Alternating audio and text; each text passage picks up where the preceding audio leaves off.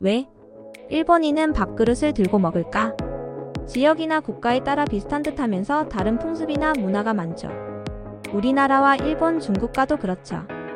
세 나라 모두 젓가락 문화이지만 젓가락 길이가 다르답니다.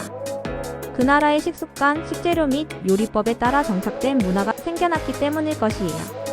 특별히 관심을 갖지 않으면 느끼지 못할 것도 어느 순간 차이를 느끼게 되고 의문을 갖게 되죠.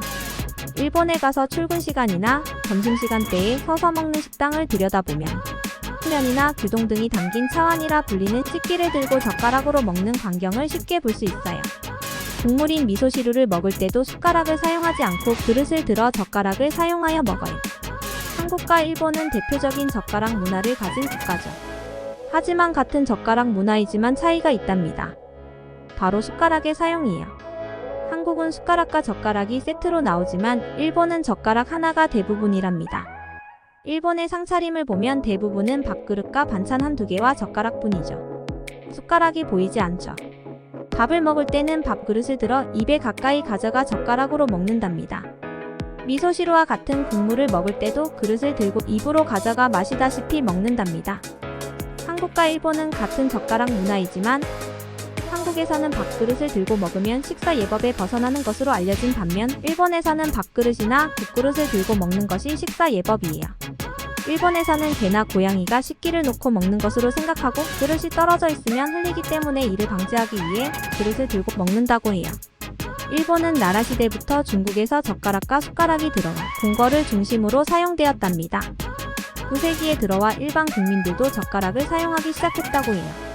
당시의 서민들에게 숟가락은 보급되지 않았답니다. 따라서 숟가락 문화가 정착되지 못했다고 해요.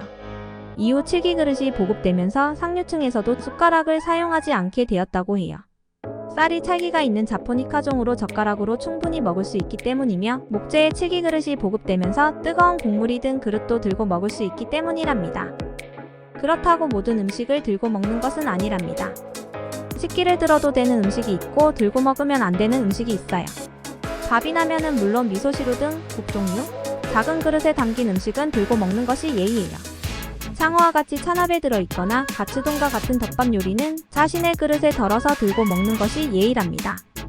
생선의 생선구이, 기름에 튀긴 요리와 큰 그릇에 담긴 요리는 들고 먹어서는 안 돼요. 손으로 들고 먹는 습관이어서 그런지 그릇의 재질도 한국과 일본은 다르죠. 도자기는 같지만 우리나라는 노쇠를 사용한 그릇이 있는데 일본은 열전도율이 높은 쇠를 사용하지 않는답니다. 일반적으로 목재에 칠을 입힌 칠기그릇이나 도자기 그릇을 사용해요. 일본 전통 요리의 식사 예법에서는 그릇을 들기 전에 그릇의 뚜껑을 여는 방법까지 제시하고 있어요. 먼저 왼손으로 그릇의 본체를 잡아요. 그릇을 누르면서 오른손으로 뚜껑을 잡아요. 뚜껑을 오른쪽 방향으로 돌려 연 후 오른쪽에 놓습니다. 이렇게 작은 것 하나까지 예법으로 정해 놓았답니다. 일본은 우리나라와 같은 젓가락 문화이지만 먹는 방법에 차이가 있고 숟가락의 사용이 제한적이에요. 이렇게 양국 문화의 작은 차이를 알아보는 것도 재미있는 일이죠.